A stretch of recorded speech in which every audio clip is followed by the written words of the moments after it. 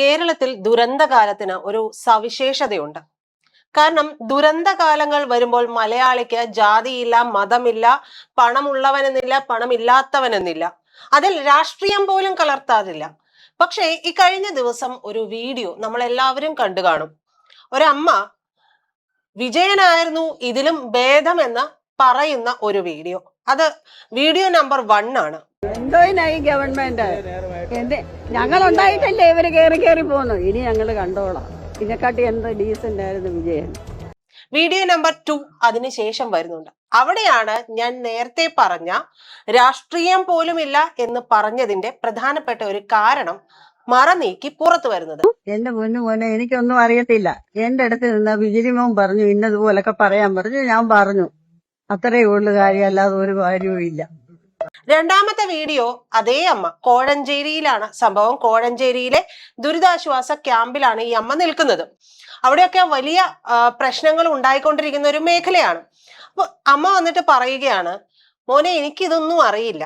എന്നിട്ട് അവിടുത്തെ പ്രധാനപ്പെട്ട സ്ഥലത്തെ പ്രധാന പയ്യൻസ് എന്ന് പറയുന്ന ഒരു സഖാവിന്റെ പേര് പറയുന്നു. പേരൊക്കെ ഇപ്പൊ സോഷ്യൽ മീഡിയയിൽ എല്ലാവരും ചർച്ച ചെയ്യുന്നതാണ്. ബിജിലിമോൻ എന്നാണ് പേര്. ബിജിലി ആയാലും പിച്ചിലി ആയാലും ഒന്നേ പറയാനുള്ളൂ, ഇമ്മാതിരി തേർഡ് റേറ്റ് പരിപാടിയുമായിട്ട് ഇറങ്ങിയിട്ട് പാർട്ടിയുടെ അന്തസ് കളയരുത്. കാരണം ഇതിനു ശേഷം അമ്മയുടെ ഈ ഒരു ബൈറ്റ് വന്നതിന് ശേഷം, അവരുടെ ബൈറ്റ് വന്നതിന് ശേഷം സ്വാഭാവികമായിട്ടും ഇവിടെ പ്രതിരോധ പ്രവർത്തനങ്ങൾ പാളിയോ ആനയാണ് ചേനയാണ് എന്നൊക്കെ പറഞ്ഞുകൊണ്ട് വലിയ ചർച്ചകൾ നടക്കാൻ തുടങ്ങി. ചർച്ചകൾ വേണ്ടതാണ്, പാളിപ്പോകുന്ന ഇടങ്ങളുണ്ടെങ്കിൽ ചൂണ്ടിക്കാണിക്കേണ്ടതാണ്, ഇതിലൊന്നും തർക്കമില്ല. പക്ഷെ അവിടെ അബിൻ വർക്കി MLA ഒരു സ്റ്റേറ്റ്മെന്റ് കണ്ടു. എന്തുകൊണ്ട് ഈ ഒരു സർക്കാർ അല്ലെങ്കിൽ ഈ സർക്കാരിലെ MLA-മാർ വ്യത്യസ്തരാകുന്നു എന്നുള്ളതിന്റെ ഒരു മറുപടി ആയിരുന്നു ഇത്. അദ്ദേഹം പറഞ്ഞത് ഇങ്ങനെയാണ്, ഞാൻ ഇതിന് മറുപടി പറയാം, രാഷ്ട്രീയപരമായിട്ട് ഇതിന് മറുപടി പറയാം, പക്ഷേ 2-3 ദിവസം കഴിയട്ടെ. കാരണം ഇപ്പോൾ നമ്മൾ രാഷ്ട്രീയപരമായിട്ടല്ല ഇതിനെ നോക്കിക്കാണേണ്ടത്, ഈ ഒരു സാഹചര്യത്തെ എങ്ങനെ നമുക്ക് മറികടക്കാം എന്നുള്ളതാണ്. അതായിരുന്നു സത്യത്തിൽ ഒരു സ്ട്രൈക്കിംഗ് പോയിന്റ് എന്ന് പറയുന്നത്. ഏറ്റവും ഒടുവിൽ ഇതിനു ശേഷം 4th വീഡിയോ എന്ന് പറയുന്നത് ബിജിലിമോന്റെ മാപ്പപേക്ഷ എന്നുള്ള തരത്തിലുള്ള ഒരു വീഡിയോ ആണ്. അത് അങ്ങനെ ഒരു സംഭവമേ ഉണ്ടായിട്ടില്ല എന്ന് പറയുന്ന തരത്തിലുള്ള വീഡിയോ. നോക്കൂ, നമുക്കറിയാം ഇത്തരത്തിലുള്ള പ്രളയ ദുരന്ത സാഹചര്യങ്ങൾ എങ്ങനെ മറികടക്കണമെന്നുള്ളതിന് കേരളത്തെ പോലൊരു സംസ്ഥാനം, അവിടുത്തെ മലയാളികളായ നമ്മൾ ഓരോരുത്തരും അത് മറ്റ് സംസ്ഥാനങ്ങൾക്ക് പോലും മാതൃകയാണ്. എല്ലാവരും കഴിഞ്ഞ കുറെ വർഷങ്ങളായിട്ട് ഇതിനെ എങ്ങനെ കേരളം അതിജീവിക്കുന്നു എന്നുള്ള ഒരു പ്രധാനപ്പെട്ട ചോദ്യം ഉന്നയിക്കുക കൂടി ചെയ്യുന്നുണ്ട്. എങ്ങനെ ഇതൊക്കെ കഴിയുന്നു? ശരിയാണ്, സംസ്ഥാന സർക്കാർ ഭരിച്ചിരുന്നത് 2 ടേം ഭരിച്ചിരുന്നത് പിണറായി സർക്കാരാണ്. പക്ഷേ പിണറായി സർക്കാരിന്റെ ഭരണത്തിന് എവിടെയോ ജനങ്ങളിൽ നിന്ന് അകൽച്ച വന്നതുകൊണ്ടാണ് മാൻഡേറ്റ് ഇത്തവണത്തെ മാറിപ്പോയത്. നമുക്ക് ചില സമയങ്ങളിലൊക്കെ തോന്നും അക്കരപ്പച്ച എന്നുള്ളത്. ഇനി ഈ പറയുന്ന സർക്കാർ, ഇപ്പോഴത്തെ UDF സർക്കാർ അക്കരപ്പച്ചയാണെന്ന് തന്നെ കരുതുക. ഇലക്ഷൻ തീർന്നിട്ടൊന്നുമില്ലല്ലോ. 2029 ഇലക്ഷൻ വരുമല്ലോ. ഇലക്ഷൻ ഇനിയും വരും. നമുക്ക് മാറ്റിക്കുത്താം. നമുക്ക് അതിനുള്ള സ്വാതന്ത്ര്യം നമ്മുടെ രാജ്യത്തെ ഭരണഘടന തരുന്നുണ്ട്. ഇപ്പോ ഇത്തരത്തിൽ പിണറായി വിജയൻ എന്ന് പറയുന്ന നേതാവിന് വേണ്ടി വാഴ്ത്തുപാട്ടുമായിട്ട് ഇറങ്ങുന്നവർ സത്യത്തിൽ പിണറായി വിജയൻ എന്ന് പറയുന്ന നേതാവിന് കളങ്കമായിട്ട് മാറുന്ന ഒരു സാഹചര്യമാണ്. അദ്ദേഹത്തിന് ഒരു വാർത്താ സമ്മേളനം വിളിക്കാനും ഇതിൽ വരുന്ന അപാകതകളെ കുറിച്ചൊക്കെ പറയാനും ആരും പഠിപ്പിക്കേണ്ട സാഹചര്യമൊന്നുമില്ല. അദ്ദേഹം ഒരു വാർത്താ സമ്മേളനം നടത്തുമ്പോൾ ആരും തിരിച്ചൊരു ചോദ്യം പോലും ചോദിക്കും എന്നുള്ളതും നമ്മൾ പ്രതീക്ഷിക്കേണ്ട കാര്യമൊന്നുമില്ല. അപ്പൊ ഒരു വലിയ ദുരന്തം 2018 സമാനമായ രീതിയിൽ നമ്മുടെ സംസ്ഥാനത്ത് ഉണ്ടാകാതെ ഇരിക്കട്ടെ എന്നുള്ള രീതിയിൽ ഒരുമിച്ച് നിന്ന് പ്രവർത്തിക്കുക എന്നുള്ളതാണ് ഇപ്പോഴത്തെ ഈ സാഹചര്യത്തിൽ ഓരോ സഖാക്കളും ചെയ്യേണ്ടത്. അതിനെങ്ങനെ ഇരുന്ന് മെഴുകരുത്. ഈ മെഴുകൽ വരുമ്പോൾ ഉണ്ടാവുന്ന പ്രശ്നം എന്ന് പറയുന്നത് ഞാൻ നേരത്തെ പറഞ്ഞതാണ്. അത് CPM-ന് അല്ലെങ്കിൽ ഇടതുപക്ഷത്തിന് യോജിച്ച ഒരു പ്രവൃത്തിയല്ല. പിണറായി വിജയൻ എന്ന് പറയുന്ന നേതാവിന്റെ നല്ല വശങ്ങളുണ്ട്. അദ്ദേഹത്തിനെതിരെ ഒരുപാട് ആരോപണങ്ങളുണ്ട്. ആരോപണങ്ങളാണ്, കേസുകൾ നടക്കുന്നു, അന്വേഷണം നടക്കുന്നു. ഇതിലെല്ലാം അദ്ദേഹം അതായത് അദ്ദേഹത്തിന് എതിരെയുള്ള കേസുകൾ നടക്കുന്നതേ ഉള്ളൂ. അപ്പൊ അദ്ദേഹത്തെ നമുക്ക് ഇതൊന്നും പറയേണ്ട കാര്യമില്ല. ഇതിന്റെ തെളിവുകൾ സഹിതം അദ്ദേഹം പിടിക്കപ്പെട്ടാൽ മാത്രമല്ലേ, ഓരോ കാര്യത്തിലും വന്നിട്ടുള്ള വീഴ്ചകൾ തെളിയിക്കപ്പെട്ടാൽ മാത്രമാണ് നമുക്ക് അദ്ദേഹത്തെ പൂർണ്ണമായും മാറ്റി നിർത്താൻ കഴിയുകയുള്ളൂ. ഇപ്പോഴും അദ്ദേഹം എന്തുകൊണ്ടാണ് പ്രതിപക്ഷ നേതാവ് എന്ന സ്ഥാനത്ത് ഇരിക്കുമ്പോൾ ജനം അംഗീകരിക്കുന്നത് എന്ന് കൂടി ഈ സഖാക്കൾ നോക്കണം.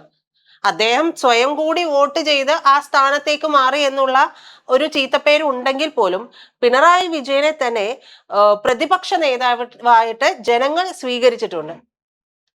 അദ്ദേഹത്തിന് ഇപ്പോഴും ഒരു നിലയും വിലയും ഒക്കെ ജനം നൽകുകയും ചെയ്യുന്നുണ്ട്. അത് അദ്ദേഹത്തെ കണ്ട് ഭയന്നിട്ടൊന്നുമല്ല. അദ്ദേഹത്തോട് ജനങ്ങൾ പറഞ്ഞതാണ്, സഖാവേ, ഞങ്ങൾ ഭരിക്കാനുള്ള ഉത്തരവാദിത്തം നിങ്ങൾക്ക് തരും. പക്ഷേ ഞങ്ങൾ പറഞ്ഞതുപോലെ, ഞങ്ങൾ ആഗ്രഹിച്ചതുപോലെ ഞങ്ങൾക്ക് വേണ്ടുന്ന കാര്യങ്ങൾ നിങ്ങൾ ചെയ്തില്ലെങ്കിൽ ഇതുപോലെ നിങ്ങളെ പ്രതിപക്ഷ നേതാവിന്റെ സ്ഥാനത്തിരുത്താനും ഞങ്ങൾക്ക് കഴിയുമെന്ന് ജനങ്ങളുടെ മുന്നറിയിപ്പായിരുന്നു. അത് സാക്ഷാൽ പിണറായി വിജയൻ അംഗീകരിക്കുന്നുണ്ട് എന്നുണ്ടെങ്കിൽ ഇത്തരത്തിലുള്ള ഡൂക്കിളി നേതാക്കൾ വന്നിട്ട് അദ്ദേഹത്തിന് അപമാനമാകുന്ന രീതിയിലുള്ള തേർഡ് റേറ്റ് പരിപാടികൾ ചെയ്യരുത്. നമുക്ക് ഇനിയും അബിൻ വർക്കി MLA പറഞ്ഞതുപോലെ ഈ സാഹചര്യം കഴിയട്ടെ, 2-3 ദിവസം കഴിയട്ടെ, എന്നിട്ട് നമുക്ക് രാഷ്ട്രീയപരമായിട്ട് ചർച്ച ചെയ്യാം. ഇതിലും വലിയ പ്രളയം കണ്ടതല്ലേ കേരളം. ആ സമയത്ത് നമ്മൾ കൈമേയ് ഒരുമിച്ച് നിന്ന് പ്രവർത്തിക്കുകയും ഒക്കെ ചെയ്തു. പക്ഷേ ആ ഒരു പോയിന്റ് ഓഫ് ടൈം കഴിഞ്ഞപ്പോൾ അവിടെ DYFI ഉൾപ്പെടെ, കോൺഗ്രസിന്റെ ഉൾപ്പെടെ, സേവാഭാരതി ഉൾപ്പെടെ എല്ലാവരുടെയും ടാഗ് ലൈനുകൾ വരാൻ തുടങ്ങി. അപ്പോഴും കേരള ജനത ഒന്നും പറഞ്ഞില്ല. കാരണം നമ്മൾ മറികടക്കേണ്ടുന്ന പ്രധാനപ്പെട്ട ഒരു പോയിന്റ് നമ്മൾ മറികടന്നിട്ടുണ്ടായിരുന്നു. നിങ്ങൾക്ക് ഓർമ്മയുണ്ടാകുമല്ലോ ഷിരൂരിലെ ദുരന്തം. ഷിരൂരിലെ ദുരന്തം കണ്ട് ആ സ്റ്റേറ്റിലെ ആളുകൾ, അവിടെ കേരളം നടത്തിയിട്ടുള്ള ഇടപെടൽ കണ്ട് ആ സ്റ്റേറ്റിലെ ആളുകൾ പോലും കണ്ണു തള്ളി നിന്നതാണ്. ഒരു മനുഷ്യന് വേണ്ടിയിട്ട്, ഒരു യുവാവിന് വേണ്ടിയിട്ട് കേരളം എത്തരത്തിൽ ഇടപെടുമെന്നുള്ളത് കൂടി മറ്റ് സംസ്ഥാനങ്ങൾക്ക് കാണിച്ചു കൊടുത്തതാണ് കേരളത്തിന്റെ ഒരു മാതൃക എന്ന് പറയുന്നത്. സ്വാഭാവികമായും ആ സമയത്ത് മാധ്യമങ്ങൾ നടത്തിയിട്ടുള്ള ഇടപെടൽ നമുക്കറിയാം, അത് പറയാതിരിക്കാൻ പറ്റില്ല. അതിന് അവരുടെ റേറ്റിംഗ് ഉൾപ്പെടെയുള്ള കാര്യങ്ങൾ അവരെ നിർബന്ധിതരാക്കി എന്ന് പറയുമ്പോൾ പോലും ഏറെ ചർച്ച ചെയ്യുകയും വളരെ സക്രിയമായിട്ട് സർക്കാർ ഇടപെടുകയും ഒക്കെ ചെയ്തിട്ടുണ്ട്. അതുകൊണ്ടാണല്ലോ അവിടുത്തെ ഒരു മനുഷ്യൻ പറഞ്ഞത്, ഞങ്ങളെ പോലുള്ള ഇവിടെ ആരെങ്കിലും ഇതുപോലെ ഒരാള് പോയിട്ടുണ്ടെങ്കിൽ അതവിടെ തീർന്നു. അന്ന് ഷിരൂരിലെ ദുരന്തത്തിൽ അർജുനൊപ്പം തന്നെ കാണാതായ മറ്റൊരു മനുഷ്യനുണ്ടായിരുന്നു. അവിടുത്തെ ചായക്കടയിലെ ഒരു ആൾ, അത് നടത്തിയിരുന്ന ആളാണ് എന്നാണ് തോന്നുന്നത്, ഓർമ്മ ശരിയാണെങ്കിൽ. എന്തായാലും അത്തരത്തിൽ അദ്ദേഹത്തെ കൂടെ കാണാതെ പോയപ്പോൾ അദ്ദേഹത്തിന് വേണ്ടി വരെ തിരച്ചിൽ നടത്തണമെന്ന് ആവശ്യപ്പെട്ടവരാണ് മലയാളികൾ. അത്തരത്തിൽ മലയാളിയുടെ ഒരു പ്രബുദ്ധത എന്ന് പറയുന്നത് ഇത്തരം കാര്യങ്ങളിലാണ്. എവിടെ, എങ്ങനെ, എപ്പോ രാഷ്ട്രീയം പറയണം, എവിടെ, എങ്ങനെ, എപ്പോ രാഷ്ട്രീയം പറയരുത്, എവിടെ, എങ്ങനെ, എപ്പോ എന്തെല്ലാം പ്രവർത്തനങ്ങൾ നടത്തണം, ഏകോപിപ്പിക്കണം, ഇതൊന്നും മലയാളിയെ ആരും പ്രത്യേകം പറഞ്ഞ് പഠിപ്പിക്കേണ്ട ആവശ്യമൊന്നുമില്ല. അപ്പോൾ അത്തരത്തിലുള്ള മലയാളിയോട് അത്തരത്തിൽ വളരെ സക്രിയമായിട്ട് ഇടപെടുന്ന CPM പോലുള്ള ഇടതുപക്ഷ പ്രസ്ഥാനങ്ങളൊക്കെ ഉണ്ടാകുമ്പോൾ അതിന്റെ അമരത്തിരുന്ന ഒരാൾക്ക് പാർട്ടി സെക്രട്ടറിയായും മുഖ്യമന്ത്രിയുമായിട്ടൊക്കെ ഭരിച്ച് വളരെ നൈപുണ്യമുള്ള സമയത്ത് അദ്ദേഹത്തിനെ അപമാനിക്കുന്ന രീതിയിലേക്കാണ് ഇത്തരത്തിലുള്ള ഒരു പ്രവർത്തനങ്ങൾ ബിജിലി മോനെ നിങ്ങൾ കൊണ്ടെന്ന് എത്തിച്ചത്. അതിന് ഇനി മെഴുകിയിട്ട് യാതൊരു കാര്യവുമില്ല.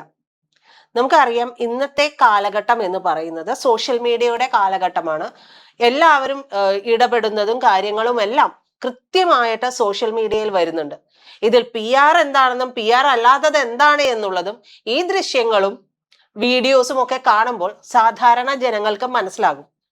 അതുകൊണ്ട് വിറളി പൂണ്ടിട്ടൊന്നും കാര്യമില്ല. ജനം ഇതെല്ലാം മനസ്സിലാക്കുന്നുണ്ട്. ഇപ്പോൾ നിങ്ങൾക്ക് തന്നിട്ടുള്ള മാൻഡേറ്റ് അത് പ്രതിപക്ഷത്തിരിക്കാനാണ്. പ്രതിപക്ഷത്തിരിക്കുക എന്ന് പറഞ്ഞാൽ ഭരണപക്ഷത്തെ കൃത്യമായി വിമർശിക്കേണ്ട കാര്യങ്ങൾ കൊണ്ട് വിമർശിക്കുക എന്നുള്ളതാണ്. അല്ലാതെ ഇത്തരത്തിലുള്ള സാഹചര്യത്തിൽ അതിൽ മുതലെടുപ്പ് നടത്തി നാണം കെട്ട് ഓടുക എന്നുള്ളതല്ല. ഇപ്പൊ സത്യത്തിൽ ഈ ഒരു പ്രസ്ഥാനത്തിന് കളങ്കമായിട്ട് മാറിയിട്ടുണ്ട് ബിജിലി മോൻ എന്ന് പറയുന്ന സഖാവ് എന്ന് പറയാതിരിക്കാൻ വയ്യ.